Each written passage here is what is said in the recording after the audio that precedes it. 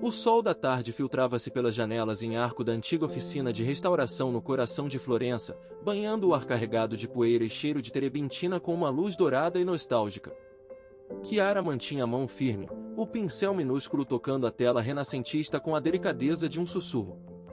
Ela passava os dias assim, consertando as rachaduras do passado de outras pessoas, enquanto seu próprio passado permanecia em pedaços irreparáveis. O som dos sinos da grandiosa catedral e o duomo ecoava pelas ruas de pedra, marcando o fim de mais uma tarde solitária. Você vai acabar fundindo a sua alma com essa pintura, Chiara. Já passou da hora de irmos embora. O café na Piazza della Signoria está nos chamando e eu me recuso a beber vinho sozinha hoje. Apenas mais um momento. Sofia. O anjo nesta tela perdeu o brilho das asas há séculos. Eu sinto que devo a ele a chance de voar novamente, nem que seja apenas na imaginação de quem o olhar. Sofia suspirou, conhecendo bem a teimosia melancólica da amiga. Chiara era uma mulher de beleza serena, com cabelos escuros que caíam em ondas desordenadas sobre os ombros e olhos amendoados que guardavam tempestades silenciosas. Havia uma tristeza profunda nela, uma âncora invisível que aprendia a uma lembrança de 5 anos atrás. Uma lembrança que tinha nome, sobrenome e um olhar que assombrava seus sonhos. Você sabe que não pode consertar tudo com um pincel, não é? Algumas coisas simplesmente quebram e devem ser deixadas para trás, enterradas sob as cinzas do tempo. Eu sei, mas eu prefiro tentar salvar o que restou a fingir que a beleza nunca existiu em primeiro lugar. A beleza de um momento verdadeiro nunca morre de fato, ela apenas adormece.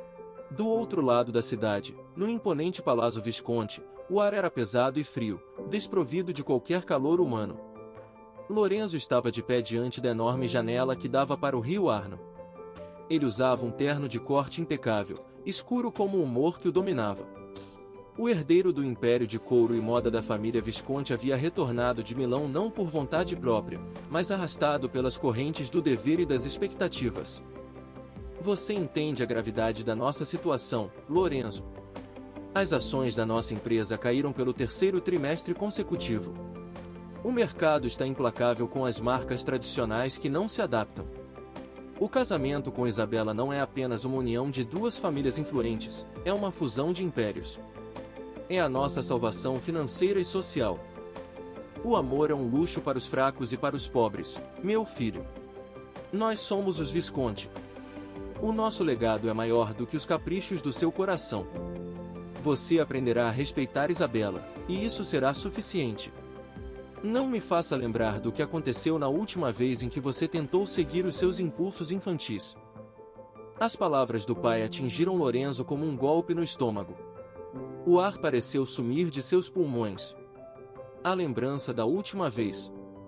A lembrança do sorriso de Chiara, do som da risada dela ecoando pelos jardins de Boboli, do cheiro de baunilha e tinta a óleo que a acompanhava.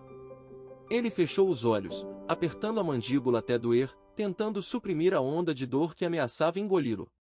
Ele havia prometido a si mesmo que não pensaria nela. Ele havia prometido. A chuva começou a cair sobre Florença no início da noite, transformando as ruas de paralelepípedos em espelhos escuros que refletiam as luzes amarelas dos postes e as vitrines elegantes. Chiara caminhava apressada pela Ponte Vecchio, segurando um guarda-chuva modesto contra o vento cortante. Ela amava a cidade na chuva, amava como a água parecia lavar os pecados e as tristezas do mundo, criando uma melodia suave que acalmava seus pensamentos caóticos. Lorenzo havia saído do palácio para sufocar a raiva que sentia do pai. Ele caminhava sem rumo, sem guarda-chuva, a chuva encharcando seus ombros e seus cabelos escuros, a mente um turbilhão de obrigações e ressentimentos. Ele não se importava com o frio da noite de outono. O gelo que carregava no peito há 5 anos era muito mais severo e profundo. O destino, no entanto, é um roteirista implacável que adora ironias.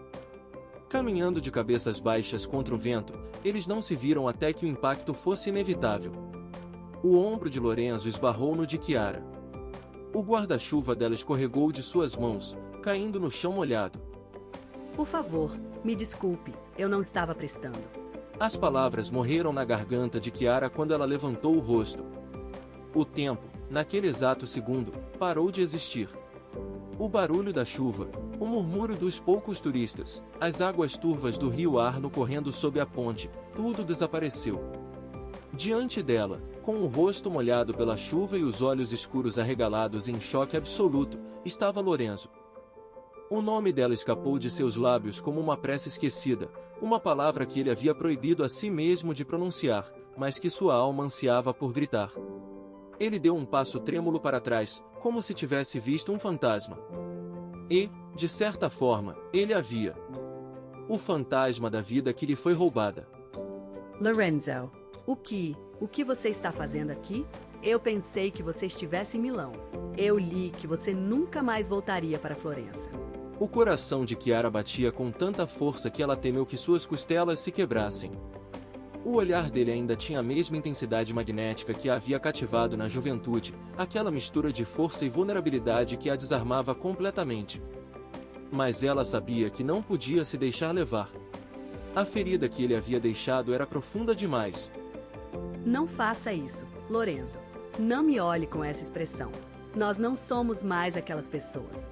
O passado acabou e nós dois sabemos muito bem o porquê. Tenha uma boa noite. Ela se abaixou apressadamente para pegar o guarda-chuva caído, mas a mão de Lorenzo alcançou o cabo antes da dela. Os dedos dele se tocaram. Uma corrente elétrica percorreu o corpo de ambos, uma faísca de uma fogueira que nunca havia se apagado completamente, apenas permanecido sob as cinzas, esperando por um sopro de vento. 5 minutos não vão apagar o fato de que você me abandonou sem uma palavra de explicação.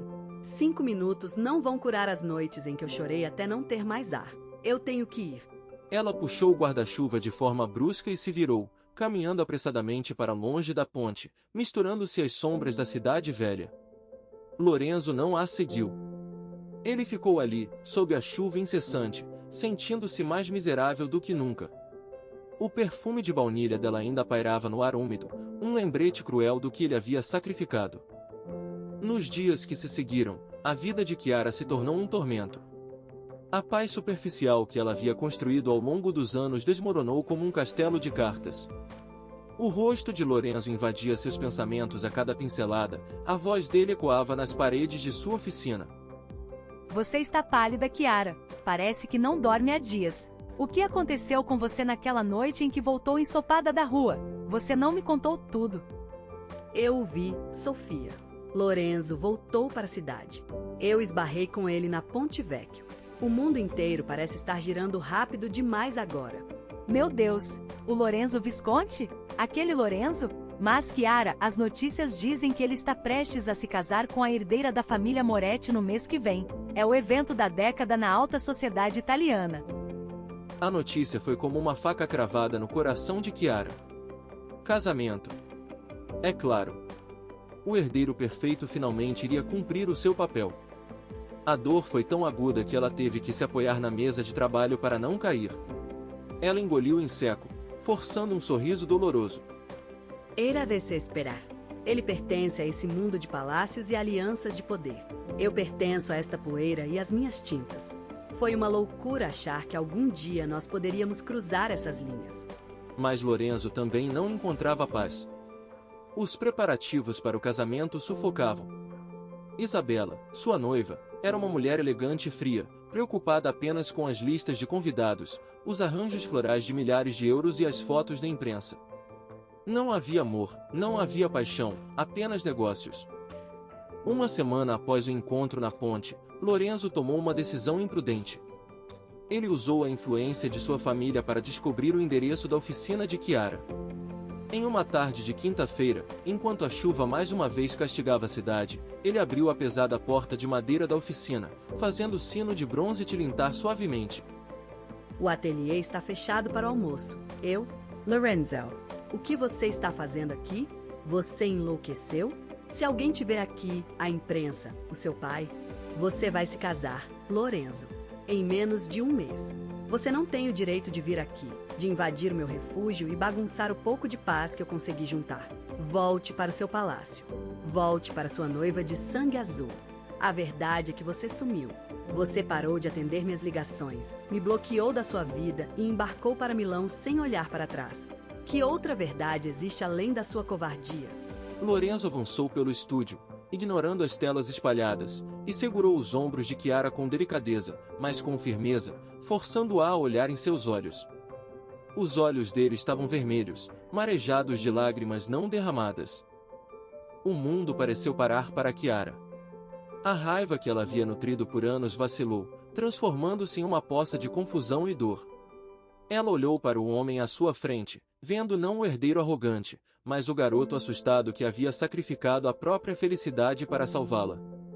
Por quê? Por que você nunca me contou? Nós poderíamos ter lutado. Nós poderíamos ter fugido juntos. As lágrimas finalmente romperam as barreiras dos olhos de Kiara. Lorenzo a puxou para um abraço desesperado. Ela resistiu por um segundo, os punhos fechados contra o peito dele, mas então as muralhas caíram. Ela afundou o rosto no casaco dele, chorando as lágrimas de 5 anos de saudade, luto e amor reprimido. O abraço deles era o encontro de duas almas naufragadas que finalmente encontravam a praia. Nas 2 semanas seguintes, eles viveram em uma bolha perigosa. Encontravam-se secretamente em praças afastadas, sob o manto da noite florentina, roubando beijos nas sombras dos becos históricos, sentindo a adrenalina do perigo misturada ao êxtase do amor reencontrado. Lorenzo sorria novamente. Kiara sentia que a vida havia voltado a ter cor. Mas a felicidade roubada nunca dura para sempre na cidade dos leões e das intrigas. Os rumores começaram a sussurrar pelos corredores do Palácio Visconti. Alguém os havia visto perto dos jardins de Boboli. E esses sussurros não demoraram a chegar aos ouvidos implacáveis de Matteo Visconti. Em uma tarde sombria, enquanto Kiara limpava seus pincéis, a porta de sua oficina foi aberta com violência. O patriarca da família Visconti, Matteo, entrou apoiado em sua bengala de prata, seguido por 2 seguranças. O olhar dele era gelado, carregado de um desdém aristocrático que fazia a temperatura da sala despencar. Vejo que o ambiente não mudou nada. Continua cheirando a pobreza e sonhos medíocres. Senhor Visconti, a que devo a desonra da sua visita? Eu não tenho nada que pertença a você aqui. Você tem o meu filho, sua garota insolente. Eu fui informado de que você e o Lorenzo voltaram a se esgueirar pela cidade como 2 adolescentes inconsequentes. Eu avisei você no passado, e achei que você fosse inteligente o suficiente para entender o seu lugar no mundo. O meu lugar é onde eu quiser estar. E o amor do Lorenzo não é algo que o senhor possa comprar ou controlar como as suas ações na bolsa de valores. Ele me contou a verdade. Ele me contou como o senhor nos ameaçou. E eu farei isso novamente, com muito mais força. Se você não desaparecer da vida do Lorenzo imediatamente, eu não destruirei apenas o nome da sua família. Eu garantirei que você nunca mais encontre trabalho em nenhuma galeria ou museu em toda a Europa. Eu arruinarei a sua vida de formas que você nem sequer consegue imaginar. O casamento do meu filho acontecerá na próxima semana, e nada, muito menos uma restauradora de 2ª classe, irá atrapalhar o futuro da minha dinastia. Matteo girou nos calcanhares e saiu, deixando para trás um silêncio sufocante. Kiara caiu de joelhos no chão de madeira, sentindo o peso do mundo esmagar seus ombros. A realidade havia invadido a bolha de fantasia. Matteo era poderoso demais. Ela sabia que ele cumpriria a promessa.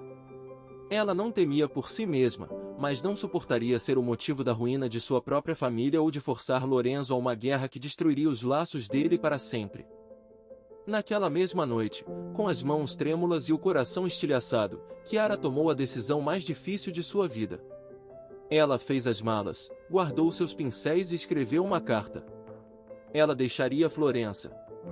Ela iria para Roma, onde tinha um tio distante, e desapareceria.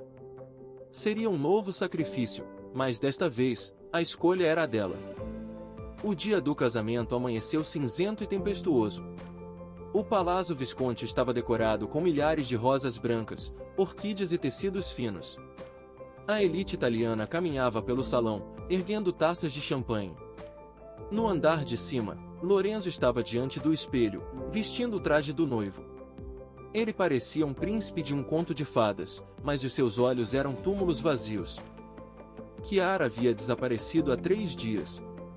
A oficina dela estava trancada. O número de telefone não existia mais. Lorenzo estava enlouquecendo, preso em uma jaula de ouro enquanto a mulher da sua vida sumia no ar. A porta do quarto se abriu devagar. Não era o pai dele, nem o cerimonialista.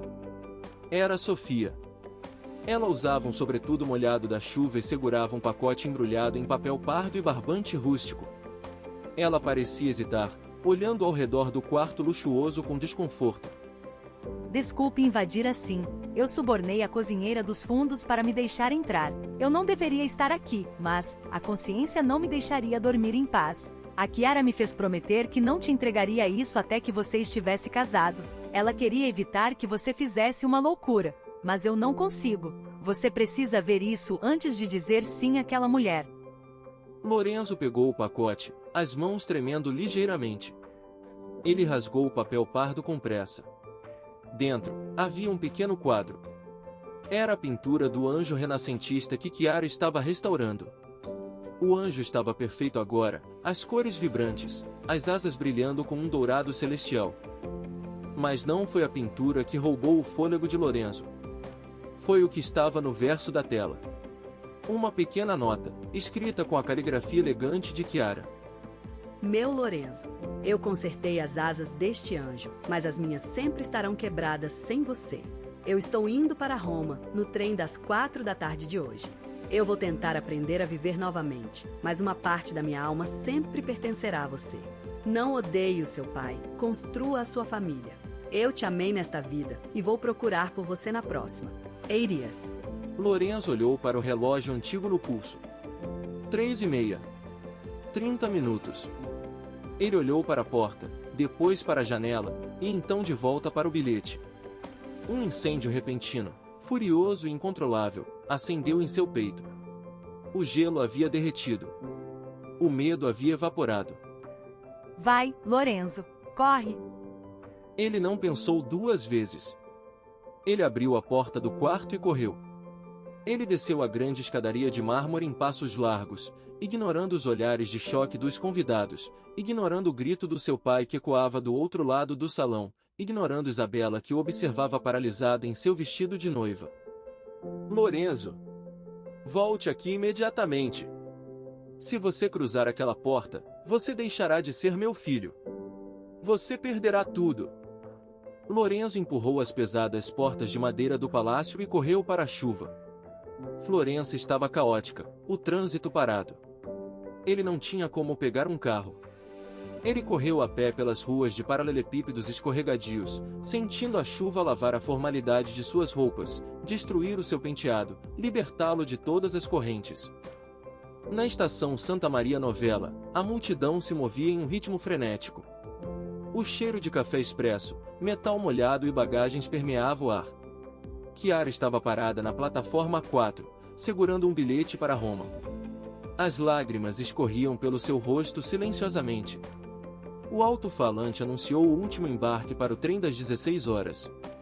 Ela pegou a alça da sua mala pesada, pronta para dar o passo que a afastaria do seu grande amor para sempre. Lorenzo chegou à estação com os pulmões queimando, o coração batendo na garganta.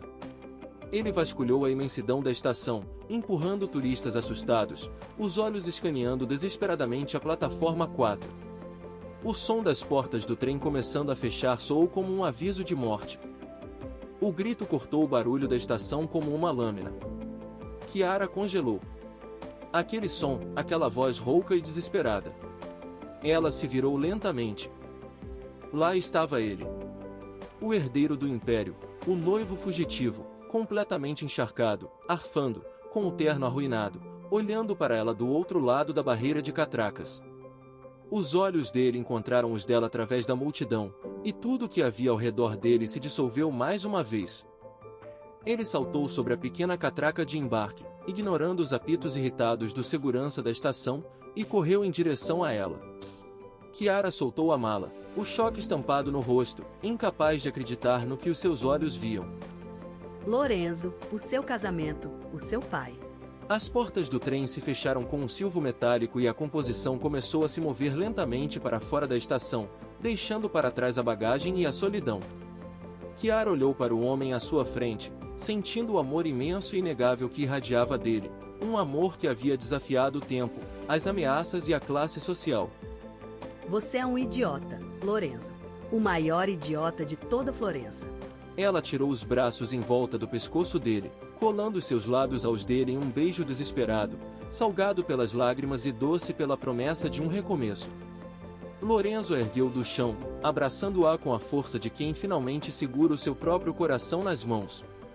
Ao redor deles, o barulho da estação continuou. A chuva caiu sobre o teto de vidro, o mundo girou, mas nada importava.